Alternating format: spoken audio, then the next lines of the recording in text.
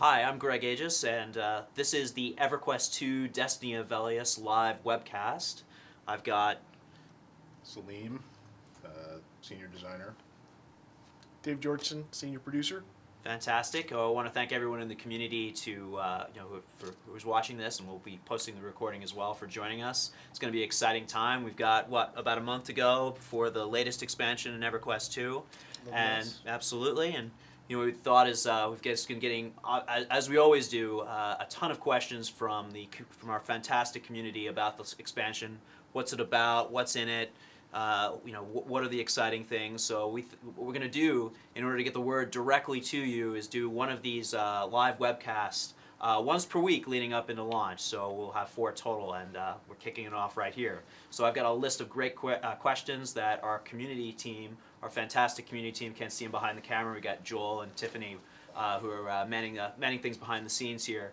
Have prepared a list of fantastic questions from you guys, and we're gonna put it to the people in charge and get you guys the answers that you guys are craving. So, first question I have from the community is for Salim. And did you play EverQuest when the original Velious was launched? Obviously, Velious, storied part of the EverQuest franchise. What were some of your favorite moments from that era? Well, I did play a lot, and I'll have to say that, much like other people, Velious was probably my favorite, simply because it had so much depth. The multiple factions, your choices actually having consequences, great dungeons like Dragon Necropolis, North TOV, things like that. It's hard to choose one memory from there. I just love the entire expansion as a whole. It was relatively perfect for the time period, especially in EverQuest history. It's absolutely a gem. So can you tell us, got a question as a follow-up, can you tell us about how the team was inspired by Velious when coming up with this version for the expansion, set 500 years in the future? Everybody who's on the team was a huge fan of original Velious, original EQ1. Their inspiration comes just from their own play experiences, and of course being vested in the continued EverQuest II story, because all this is part of with Destiny of Prophecy within the lore for EverQuest II that started from the day of launch. Yeah, that's really the cool thing about this version of Velious, is that you get all the nostalgia stuff that you get from the original Velious and the mentions that are there, but then it's wedded with all the Ages in prophecy stuff that we're doing right now with what's going on in the EQ2 world. So you end up with something different, but it's like seeing an old friend in a completely new light. That's a good analogy. So, our community can be quite spirited. They've been with us for a long time. So this is actually, one question that we pulled. It's, been asked quite a bit. And obviously, team's been very, very busy. In addition to all the stuff that we've done with the game, and all the launches and new content we've had, but we've also had things like the Fortune League Facebook game. We've just launched EverQuest II Mobile, the mobile phone app. So we get this questions like this. With all the things that the team has been working on, this year, can the players still expect the same level of quality and polish in this expansion that they've come to expect from the previous expansions? And how would you judge, the current progress in beta to be compared with previous expansions? I would say that we are in a really good state. We made it a point to basically treat the beta launch as kind of a soft launch, so we pushed towards the highest quality we could achieve within that given amount of time for our content, dungeon population, things like that. And one of the bigger things is that we were actually able to get the expansion fully itemized for beta, so that players could actually be playing beta and getting the items that we want them to get. So it's easier for us to balance, and they can kind of be close to what it's going to be at live. So it doesn't feel as much as like, oh, they're just in process. It feels more complete, and from our point of view, we're more in a tweak stage and able to field more feedback and react to it better than if we're in the middle of putting stuff out. So I think that absolutely the quality level is probably higher than previous beta releases, and I think that Velious is going to be really solid. And as far as those ancillary products that we've put out recently, the only person that they affected was me. So we had third-party developers working on those projects, and I spent a lot of time helping them with their design and what they were doing and where they were going and making sure it was getting done, but that didn't affect the rest of the team at all. And then as far as the process, like Salim says, we've had more beta period on this expansion than we've had on any of the most recent ones. That's for sure. And I would venture to say that the quality level is far higher because we've had that iteration. Most people realize this, but some people don't. Quality in games is all about iteration. You get what you originally planned to have done, and then if you have time, you get to go back and say, well, that was good, but we can make it better this way. Or it's not intuitive. We need to change that for this, and so on and so forth. And the more time you have to just continuously knitter over that stuff, the better off you are. And we still have 3 weeks before we launch this baby, so we still have time to polish even further than we have now, and that's definitely gonna affect the end result. Sure, and certainly we've benefited from the beta time and the feedback from the players. So yeah, that's a lot of great stuff. Going back again to the to the EverQuest and the original Velious, a lot of players want to know. Just thinking about that, what were the elements of the original EverQuest version of Velious that you felt absolutely needed to be included in this expansion? I think if anything, probably one of the most memorable things is definitely going to be Giants and Dragons from Velious. And with this release of Velious, Kale it's crazy. It's fantastic. As far as sheer size go, we've captured the idea of these massive giants walking through this gigantic city. I believe the size of it is larger than both our current overlands put together. It's just this huge city, and the designer working on Candor, he did an excellent job of just capturing these massive creatures. Ralsek is back, and it's just super awesome, right? And as far as comparing it to original EverQuest, I think it's a very good contemporary look at what's happened over 500 years in game time with the Giants. It's just fantastic. Super excited about playing through it. A lot of players were curious if you recall, or from the infamous zones in the original Velious, rather with the new zones that we're coming out with for the Destiny of Velious, what your favorite zones are. With the current stuff. With the current stuff. That's hard. Tower of Frozen Shadow and Velcators, all those things are just really good. Man, I love them all. I think they're all really well done. If I absolutely had to choose a favorite, it would probably be the 7th floor in Tower of Frozen Shadow. Is something that we've never really done before, and when people see it, I don't want to give it away for those who aren't in beta. Their minds going to be blown away. Fantastic. Velx is like that too. Yes, absolutely. Velcators is also visually just stunning. So to switch gears and talk about gear for a moment, how will the Destiny of Velious gear compare to the gear in Sentinel's Fate? We haven't talked about that at all recently.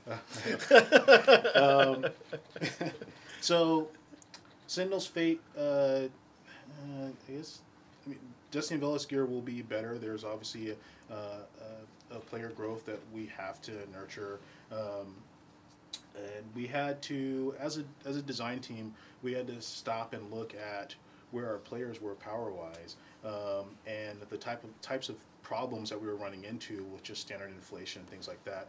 Sentinel's Fate definitely introduced some of those, and while the itemization was well done, we end up hitting a wall on something. So we had to review these problems and come up with solutions. Destiny of Velious items are definitely better. We focus more on passive player power versus you relying on randomness of procs. But on top of that, we're allowing players to take a dearth of procs and apply them to different slots at will.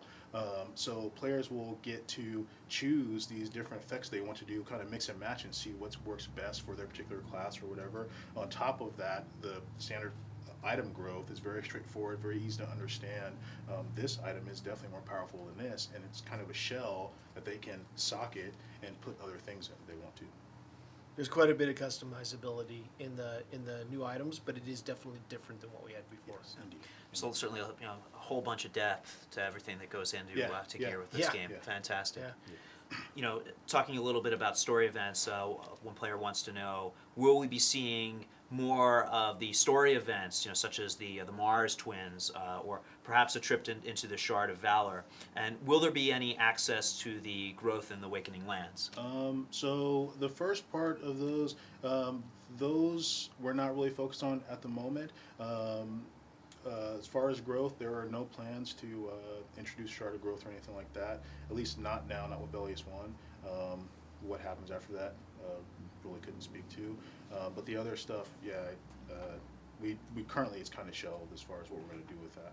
So you won't really see anything about the Marsh Twins or Shard of Valor or anything at the moment. It kind of brings in the point. People ask a lot of times, like, is Velious as big as the original Velious from EQ1 and things like that? And honestly, the answer is that there was so much in Velious, and we wanted to do so much with it in EQ2 that to do it all at once was going to be this just mammoth undertaking. And so we've decided to split it up into at least 2 parts. And it's going to depend upon what we discover as we do the next stuff over the coming year, whether or not we'll stay at 2. But right now we're planning on 2 parts.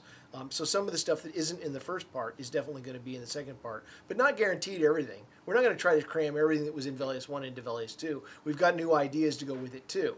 So it's going to end up being a different critter, but there will be more. Fantastic. It's a critter, I like that. It's a critter. It's got 8 legs. Will we be able to get access to the previously? Sorry, let me read the question directly from the player. Will we be able to get the area previously known as Cobalt Scar? Are the dragon hatching grounds there still teeming with dragon mothers and their young? I think when the thing about dragon hatchlings, I think he's more referring to West Wastes, which was the overland zone that had a bunch of dragons in it. Super amount of fun. West Waste is not a part of Velious 1. It will be a part of Velious 2. Like Dave said, Velious is just a huge beast, and West Waste in particular, we want to make sure we do that well. So that's not a part of it. I'm pretty sure that putting those 2 together, that's what Maury's referring to. Cobalt Scar doesn't exist in Velious 1 either. Switching from some of the content to raid zones. Mm-hmm. Will the Velious raid zones have dynamic interactions? We're trying to do some different things with the raids. Sentinel's Fate's raids were really well done. They're certainly fun to play, and we're trying to continue that same idea. We're adding a couple new mechanics, trying to rely more on other classes, other archetypes to kind of help with debuffing mobs. And mobs have this thing called confidence, and every archetype can kind of swipe that thing off of there, and they have to kind of keep that up on top of moving around or dealing with other stuff. But yeah, there's a lot of outside the box thinking when it comes to the stuff. Some of it's very eventy, some of it's just kind of thinking and paying attention. So we're kind of shifting gears left and right. So I think it's going to be pretty awesome. Awesome. Stay on the raid theme. For the last couple of expansions, raid progression has been staggered between zones. Will Destiny of Velious be the same? Also, will there be any easy/hard modes? Yes, absolutely. Yeah. There's a full raid progression for easy mode and hard mode raids. We're talking about post-release stuff. Yeah, we can talk about. So we have a full plan for post-release that will continue the story of Velious 1. And every release with that, we plan on releasing an easy and hard mode tiered raid structure. Sorry. Let me interrupt for just a second. Just to be clear, what that means is the number of raids that we have listed on the box is just the ones that are released in the box. We have a bunch of stuff in the can ready to go out in successive GUs when we come out with them later on in the year, and they'll be tied to Velious. So those will roll out, and they'll continue to tell the story over periods of time.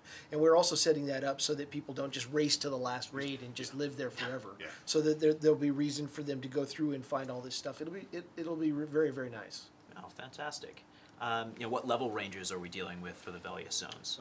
Velious starts at about 85. The first zone, Iceclad, starts with it's 85 start, ending at 90, and then Eastern Waste is 90. So very small level range there, but it's a max level expansion. I love this question. This is a great question. How do you intend to get us to the new zone? Bell, ring, portal, and from where, i.e. sinking sand perhaps? I don't know if you have some sort of taxi system rigged up, or maybe it's a dirigible or something like that. Yep, turtle, Lodazal, sinking Giant sands. turtle. Giant turtle. Yes, yes, everyone who hears the name Lodazal will remember that for sure. And I think we talked about putting a bell in. I'm not sure if it was post. Yeah, it's going to be something like post, that. I think. Yeah. But we also have plans for some teleportation stuff that you unlock, things like that. But that won't be a part of release. Yeah, the teleportation stuff is, well, we'll get to that later. Yeah. You know, in Velious and EQ2-1, you were able to choose 1 out of 3 warring factions to quest for. Are we doing something similar here? We definitely recognize that was one of the key parts of Velious, was the fact, like I said, that your choices had consequences. Within the EQ2 world, that we didn't think we could pull that off very successfully, just the way the game works. But faction is very important still. You still want to help the denizens of Iceclad, Great Divide, all those things. Obviously the Coldane and a smaller faction related to the Giants, or the Rygor, sorry. Because by raising faction with them, you unlock certain rewards, you unlock the adornments that I mentioned before. So there's definitely a reason to raise these factions all the way around, but we weren't able to capture the warring faction idea very well. We didn't think we'd be able to do it perfectly as far as EQ2 goes. There are definitely some faction things that you need to Yes. deal with during this, Indeed. in this expansion, but it's not the same way that it was set up in the original Velious. What is going on with that light? Light is definitely driving me crazy. You know, coming from a couple of guys who are used to being able to control in-game lighting, you know, this is RL. We've got our own little difficulties. We should talk to our environment artist and get a more stable setup. See, our community team here, they are jack of all trades, lighting experts, webcast experts, forums, you guys name it. Okay. You're talking about some more content thing, and again, I love this question. And everybody on the team will know I'm not the best at pronunciations yet for some of the lore, but people want to know if the otter-like beings, the Othmir, will be a new playable race. I'll let him answer that. Not anytime soon. However, well, do you mind if I talk about that first day? First day, I mean, we gotta engage the audience. So. All right. Okay, so what we're going to do is after Destiny of Velious launches, we'll have 8 days of events, and the first day, if you log in during that day, you get a potion with 50 charges that lets you play as an Othmir. And we have added a lot of animations to the Othmir to let you pull off emotes and ride on mounts properly and all kinds of stuff. So although it's not a full playable race, it's also pretty cool. So we'll do some stuff with Othmir. No, that's fantastic. I mean, I can see the marketing now. EverQuest II, 100% more otters than any other MMO on the market. I think it's a winner. But that you heard it here first. Launch week for Destiny of Velious. We're going to be having 8 days worth of events. We've just announced the first one. We'll have more information as we get closer to launch. But we've got some very, very exciting. Very, very exciting opportunities coming up to participate, play, both before and after our launch. So you're going to want to keep in close touch as we bring you more detail. Day 8 is cool. Going to be awesome. Will we ever see the possibility to own multiple houses for one character, or gardens, forest, or anything more than just the standard house? Well, I announced it yesterday or the day before. When did I announce? A couple days ago. Yeah, we're going to do house owners, multiple house ownership, and we'll also do something called prestige homes. And multiple house ownership, well, it's pretty self-explanatory. You can own more than one house. You'd have to go to the regular doors to do it. But then there's also prestige homes, which we have a collection of small homes that are too small for people to use as their main. Or more importantly, they don't want to trade down to like the Skyblade skiff is very cool, but nobody wanted to take their 8-room house and try to cram it onto just the skiff. So what we're doing is prestige homes where you can, say you go to the Skyblade skiff and you pick up the portal object that spawns from it. You can then go to your main house, stick that portal object inside your main house, and then use it as a teleport link to the Skyblade skiff.